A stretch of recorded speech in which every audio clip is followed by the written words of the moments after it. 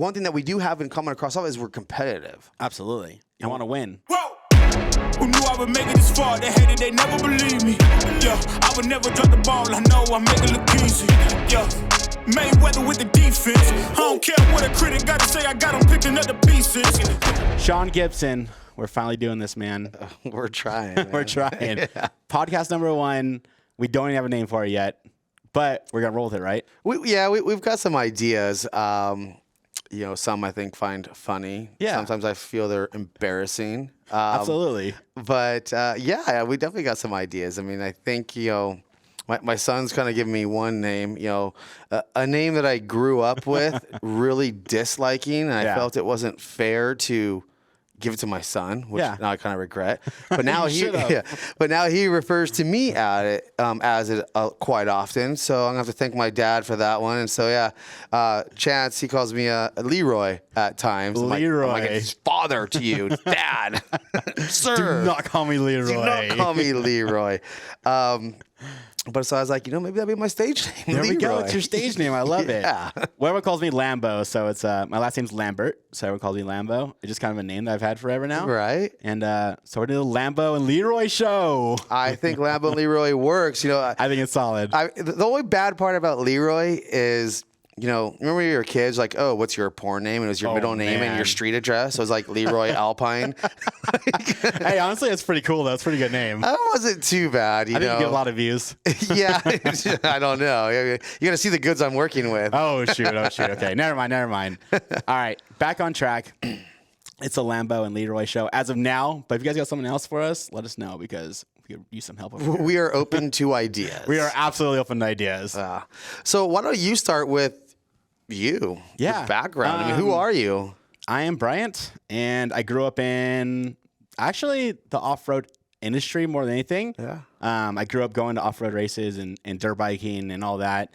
I think before that, I actually grew up going to the river with the family and enjoying that. Mm-hmm. We kind of transitioned from the river to desert. I mean, that's kind of how it goes a lot. You know? A lot of people don't transition. A lot of people just do both. As my family, we just kind of transitioned. We went to the desert stuff and started dirt biking and going to Glamis and Ocotillo Wells and the whole deal. And I loved it. I mean, I grew up there. I grew up idolizing motocross racers.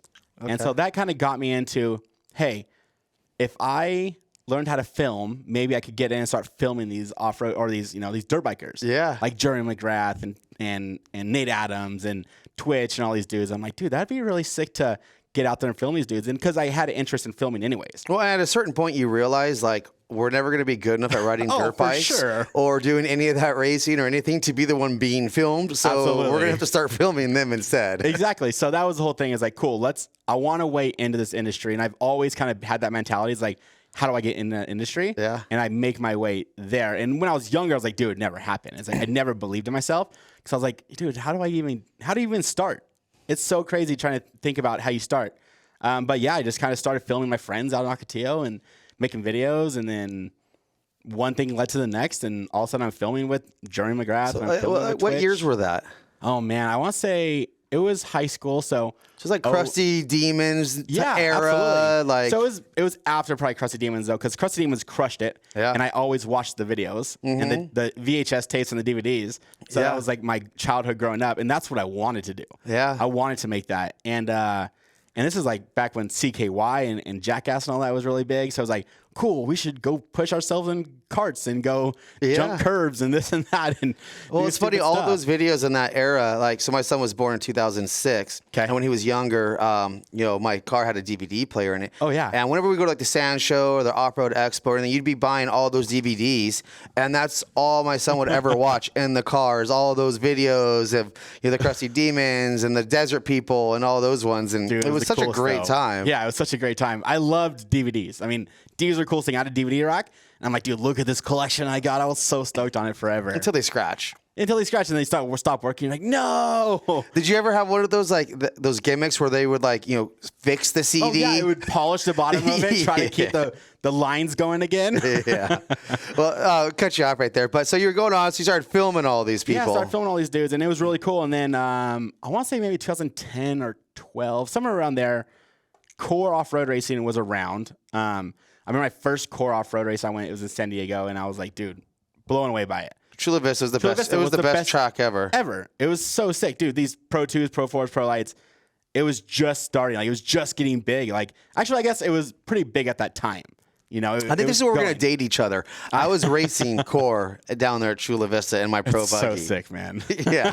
I mean, it was more of a fun thing to get into, and I didn't realize the level of competition I was racing to. I was just a desert guy going to the dunes going, oh, I could do this. I could do this. Hell, I was way wrong. I mean, the level of talent and stuff that was there was out of control. But, yeah, it was such a great time. It was a great time of short course off-road. It really was. It was at its peak, but they were dropping so much money into core back then. It was crazy. Yeah. Dude, they were tearing. It was Baldwin. I think it just purchased it then. Yeah.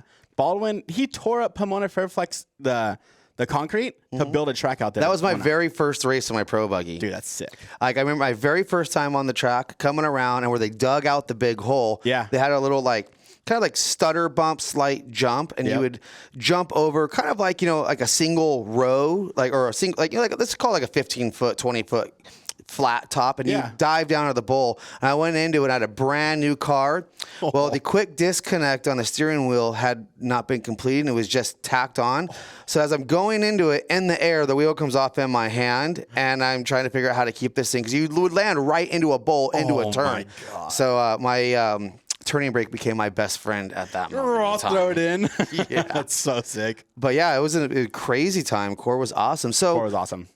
we're in an amazing studio right now. I've known you for a long period of time, and you've got, you seem very seasoned with what you do and your knowledge and your ability, and more than just like film and video. I mean, you have so much knowledge. Like, what was your next step after that? Going from filming the core stuff, I filmed a couple of races. It was really cool. It just kind of doing it for myself. I don't think I really had any clients back then. Yeah. I was like, dude, I want to film this. It looks cool. And then I made a video, and back then YouTube was very, very young. I think I threw a video on YouTube or whatever it was back then. But I started getting more and more, and then I started remember Dirt Alliance back in the day? So Dirt Alliance was around. I would hit them up on MySpace all the time. Like, I want to come film for you guys. I want to come film for you guys. I was just bugging the crap out of them, and it was funny because I think a little bit after that, this guy Ken Johnson hit me up, and Ken Johnson was like, "Yo, dude, you should come out and film this off-road stuff." And him and Travis Schifflinger were partners with Dirt Alliance.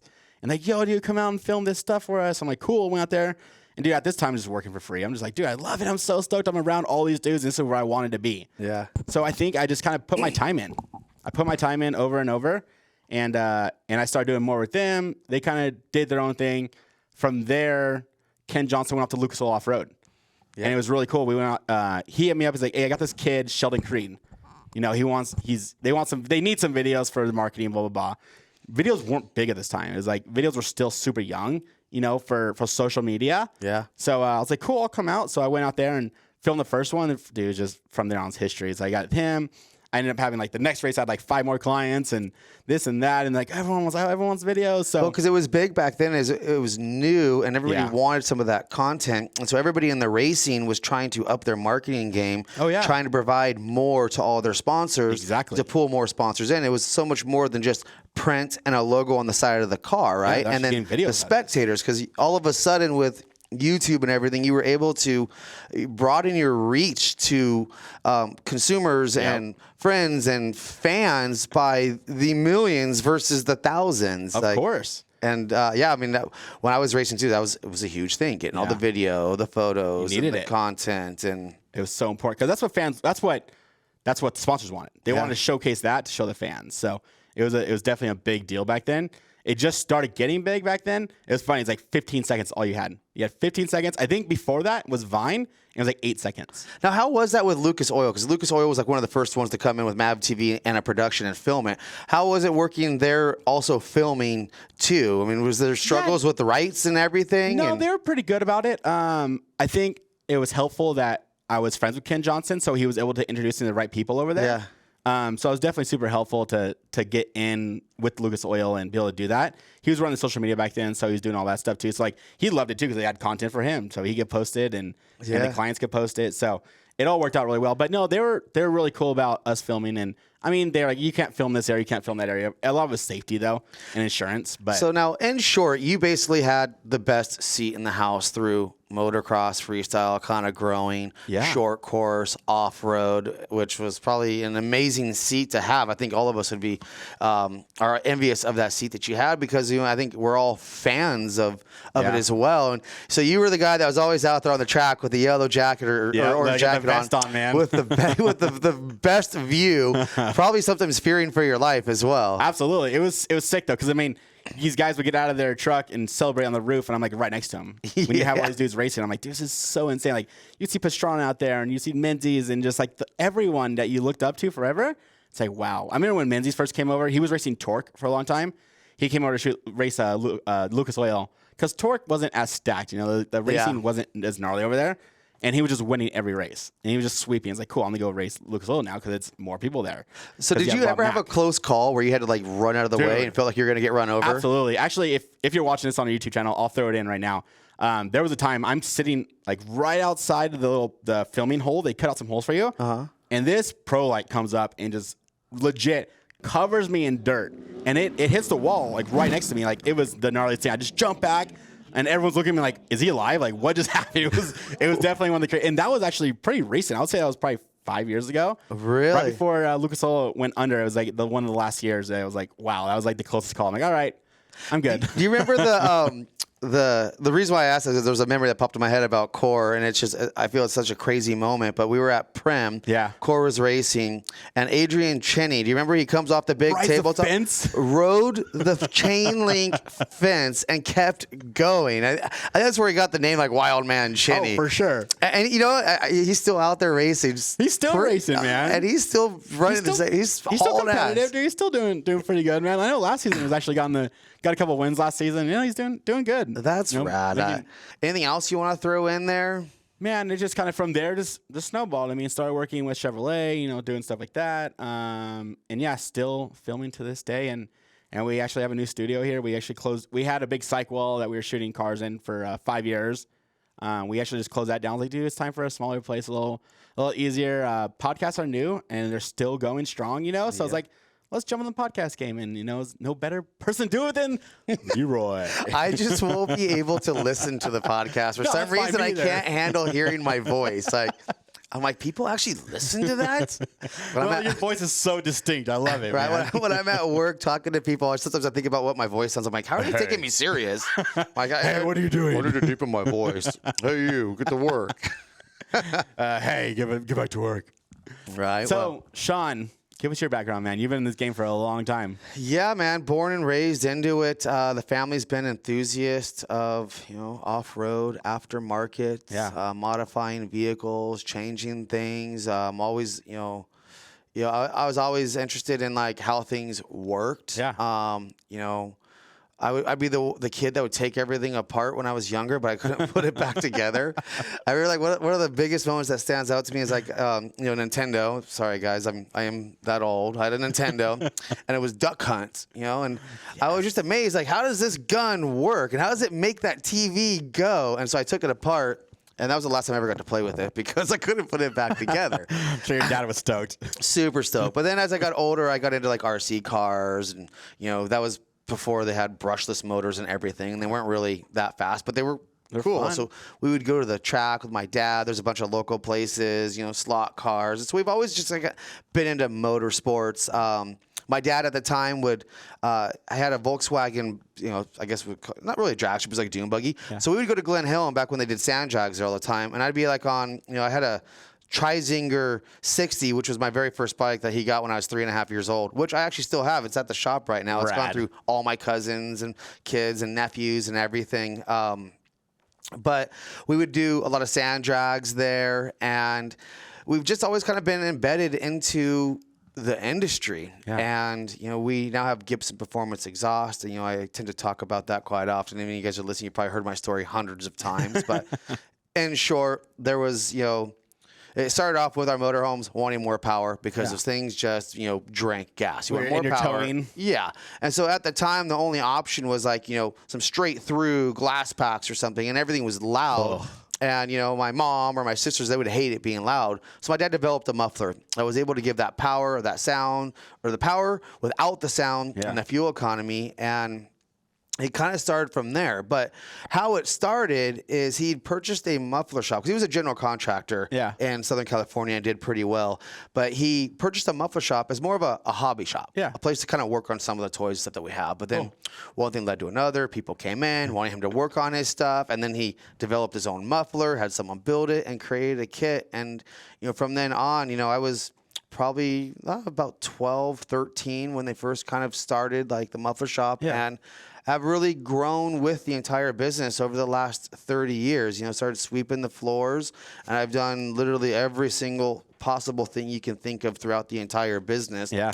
And now I sit as like, the CEO up top, and, I enjoy seeing, it work below me and seeing the people there because I understand kind of what they're going through too. Yeah. And some of the steps. And I guess probably my worst quality is I'm very hands-on with a lot of it. And I guess I might call it micromanaging. How that's what I used to call it when my mom did it to me. Like, stop micromanaging me. I'm no different now. But, throughout the years, we just developed a manufacturing plant, and we manufacture everything in-house. And we've weathered a bunch of recessions, a bunch of new products, a bunch of regulations. Everything's changed. And it's just been a massive learning curve. And it's been my college. I had the opportunity to where I was able to hire my teachers. I could hire mentors and teachers and people to come in different positions and learn from them all. And now I'm able to take all that knowledge. I mean, this isn't like knowledge that I went to school. This knowledge from experienced individuals throughout 30 years who would show in and have more knowledge in certain areas, whether it be shipping or manufacturing or marketing or anything. That's huge. And it's put me in a good place to just be very open-minded to what people can offer. And, my dad always said, you hire people that are smarter than you. Always. We're always willing to learn, move forward. But my heart was always marketing too. I always loved marketing. One time, I had the marketing director title, but I've also had other titles. So, I know enough about all of it to mess things up usually, sometimes fix most of it. But marketing's always been fun. Yeah. And I think the reason why it's fun is you get to do the fun stuff. Absolutely. Sure. Go to the shows. Sure beats working in the manufacturing, for sure. Right? But sweating back there. Yeah. It can get hot out here in Southern California. Oh, yeah. But we're a family-run business. My sisters are there, every day working. My son's getting involved. He's 16 now. That's awesome. Mom and dad have retired. They're living their best life, and good. I'm over here just trying to do my best to make sure it can afford two of those lifestyles. Absolutely. Because it really looks amazing. But much like yourself, I was fans of the Jerry McGrath. I was fans of, the Pastrana. I was fans of all the NASCAR racing, the short course. And, in 2004 or 3, we started racing short course, got a Funko Pro Buggy, and went out there, grabbed my, group of drinking buddies from Glamis, said, hey, let's go racing. And little we know, shit was serious, man. It was so much fun. Yeah, Chula Vista was my favorite one. I remember coming down the ski jump that they had. It was an amazing time. I never quite had the finishes that I really wanted, but I definitely had the fun. It was so amazing. Yeah. And then the friends and family that you make and create, it was such a rad time. In fact, that Pro Buggy is still sitting in the shop right now. We might be pulling it out here soon for a chance to go racing. That'd be awesome. I think the crazy part when I was racing before, I had a good few wrecks, but I wasn't scared one bit. I felt like invincible. Yeah. And now that's what almost scares me about it, is getting into that thing and just feeling invincible. You're like, and going, I'm getting a little old. I feel like I'm not going to be good. I feel like I'm one hard hit away from not being able to do it ever again. Yeah. I go, I'm just going to take my time. I think we should let Chance jump in there and have some fun with it. Yeah, but throughout the years, we've had, small jet boats. We've had big boats. I had river life, man. I had a twin engine cat that did 115, but it was a 1994, and we were doing that in the 90s and 2000s. We had a 39-foot MTI. So if you've not been with the MTI, it's a big offshore race boat. Yeah, they're from Florida, right? Yes, exactly. And so that was the very first, we'll call it like a super cat. Yeah. Or boat of its caliber, or really boat of any kind that had a wraparound windshield. Oh, yeah. It was like, there's a couple options, but this one looked like the Lamborghini of the water. And so in 2002, we had a boat, the first boat like it on Lake Havasu, and it was a 160-mile-an-hour boat. Insane. And we traveled all over the place. The fastest boat to hit Havasu at that time, too, right? It was 100% the fastest. I mean, now, there's boats doing 200. I know. I mean, yeah. They have big craft. boys out there all day. Oh, man, it's nuts. I mean, they got pontoon boats doing almost that fast now. Yeah, true. But, we did one of our first events was like the Bridge to Bridge run in Sacramento where you're on the river. And it was before kilo runs or shootouts were there. But it was virtually a shootout. And so you'd come from one side, you have to shoot the pylons, which when you're doing 140 or so, it's very small. They feel very small. I think they're very fast. But then there was a massive barge on the exit you just slow down and turn out of. In fact, one person in a Daytona spun out trying to do it. But my gosh. You'd come and you just bury the throttles, trim it up, set it up, and just kind of get it settled and pointed at the bridge and let go of the wheel and just let it shoot through it. Like, not literally like tie your hands around your back, but still, loose grip, like loose hands. Yeah, it's going. Loose hands. And it was just such a rush and so much fun. But then we spent a ton of time in Glamis too. Yeah. My first, I had the quads, the dirt bikes, and then, when I got older, had girlfriends, I got a dune buggy, had a little 2375, awesome. Small little dune buggy where you strap the camp cooler to the front just to run over to Olds. You go watch Robbie Gordon jump the double and Blue Thunder and Aftershock. Prime times, man. Those were prime times back then. Oh, it was the best. We had so much fun. Then you would go to Competition Hill at night and you would drag race all night. And back then, you just thought you had so much light. We had 2 tiny little laser star lights on. And that's all you had. Nobody had lighted. Yeah, nobody had lighted whips or anything. A little bulb on the top. That was usually broken. Yeah, it didn't work anyways. But then I went into from that. I went into like it was a suspension unlimited rotary car. Yeah. So I had 600 horsepower. So now you got about 12 inches of travel instead of your 6 inches you had before. Exactly. Well, because I kept trying to jump my other car a few too many times. It'd always blow the beads off, and so we got to step this up. Yeah, it's time for a bigger and better one. Yeah. So we got that one, and then went to a twin turbo LS car, and now I've kind of gone backwards. I've got just a nice basic 4-seat sand car with a stock LS2, an S4, and a nice cruiser, man. It runs. See, that's the thing about modifying stuff. Sometimes it doesn't start all the time. Right. It's not super pretty, so I don't feel like I have to clean it every darn morning. Nice. Like I can throw shit in it, and just really trying to bring the fun back into it. But I mean, that's what it's all about. We're enthusiasts, and my son has taken the same path too. Yeah. Well, he's racing too, right? He is. Well, so he started racing go-karts when he was 3.5. Oh, sick, yeah. Entered into his first race when he was 4. We raced go-karts all the way till he was 12 years old and did it competitively. Even traveled all over the country, won a bunch of championships. That's awesome. Really got in deep with that. And I liked it because it was hands-on me and him. Yeah, it was your guys' bonding time. It was, and it was such an amazing time. And I would never do it. But he's now... Those skills, whether he knows it or not, have really helped him in like his dirt career. Because we're born and raised in the dirt. Oh, for sure. Pavement was like kind of out of our element. And when I went to the go-karts, it's like you take everything you know about dirt and either forget it or do it backwards. Yeah. Because it's completely different. So different. And it was so much fun just learning, going through it. Oh, yeah. But it's cool because you guys are doing it together. And I think that's what this industry is about in general.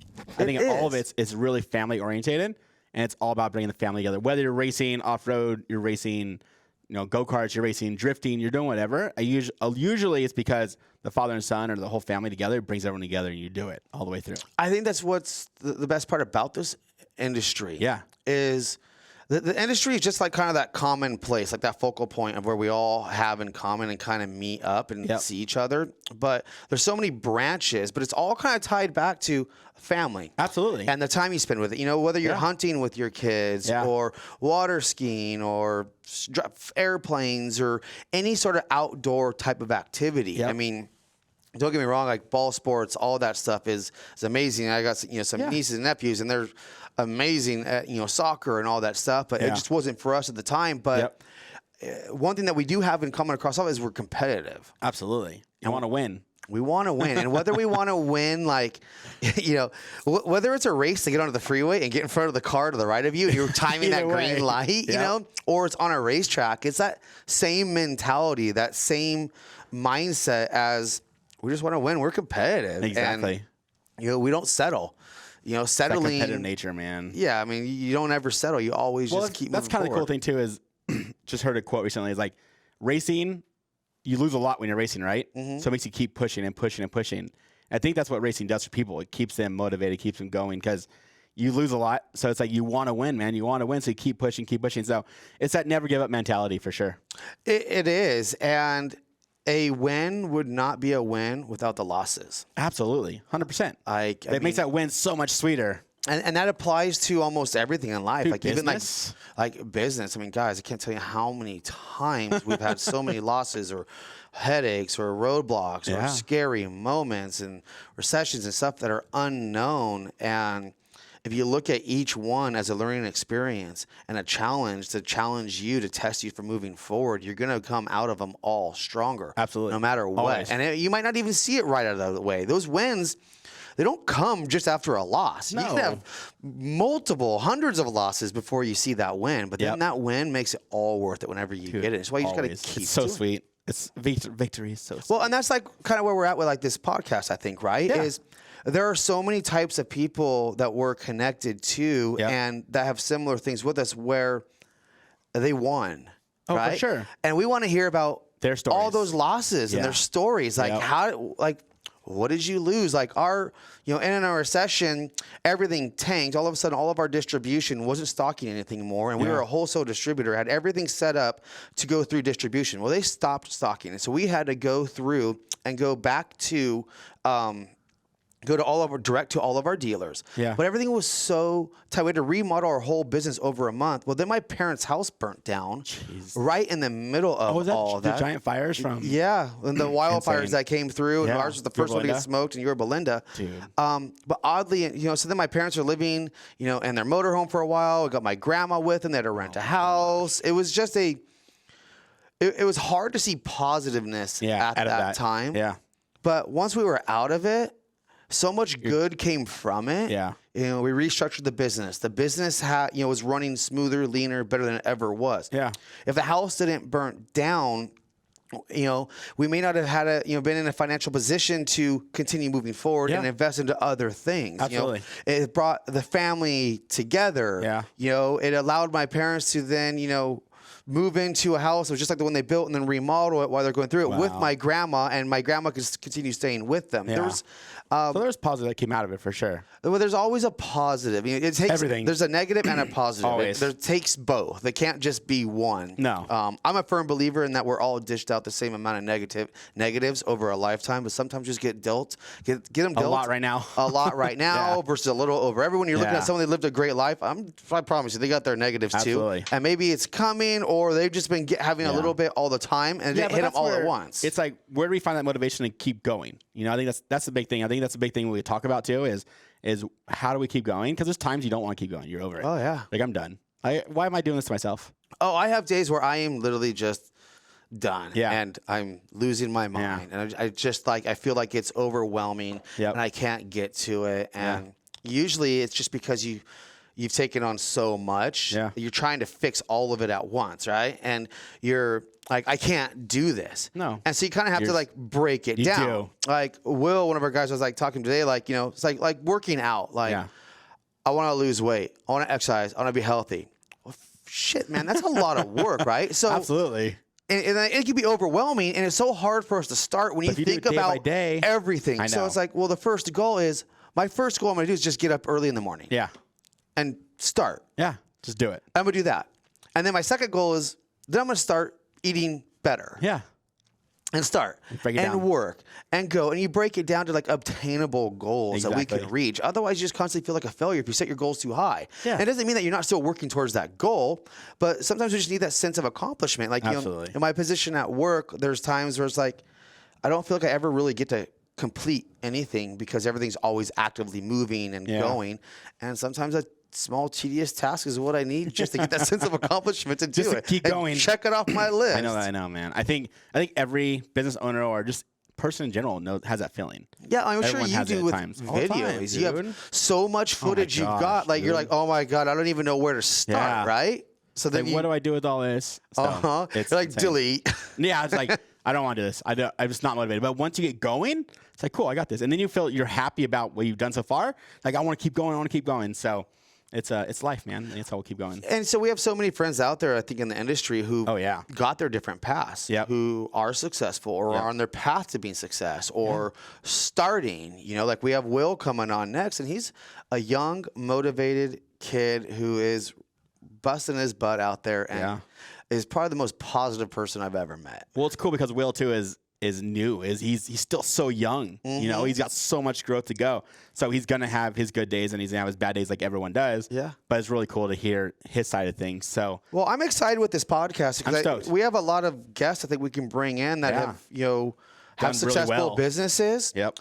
And hearing kind of about some of the heartache and the headaches and the goals and the things they've overcome, and then what they're doing right now with it. We've got some of customers of those people, or from contractors to bankers to insurance agents to gas station owners. I mean, guys, there's a lot of people out there that are well, I guess what we would consider living the dream. Yeah. But it wasn't a dream. It was a reality they created for themselves. Exactly. And we're going to figure out how did you create that reality, man? So we're stoked. Thank you guys for, I think we'll wrap it up there. You good with that? I'm good with that. All right, we're wrapping up episode 1. It was really good. I'm super stoked to keep this thing going. So now you know our backgrounds a little bit. Now it's time to bring people in and show you their backgrounds and tell you all about how they've made it and they are to the situation that they're in. So yeah, stoked for it, man. Be sure to let us know what you think we should name this thing. Yeah, we need a name for this thing. Lambo and Leroy. I mean, not 100% feeling it, but if you guys think so, it's there. I mean, I don't know. You guys tell us what you're thinking. Lambo and Leroy take on the world. Let's go. All right, that's it. Thanks, guys. Whoa! Who knew I would make it this far? They hated, they never believed me. Yeah, I would never drop the ball. I know I make it look easy. Yeah. Mayweather with the defense. I don't care what a critic got to say, I got him picking up the pieces.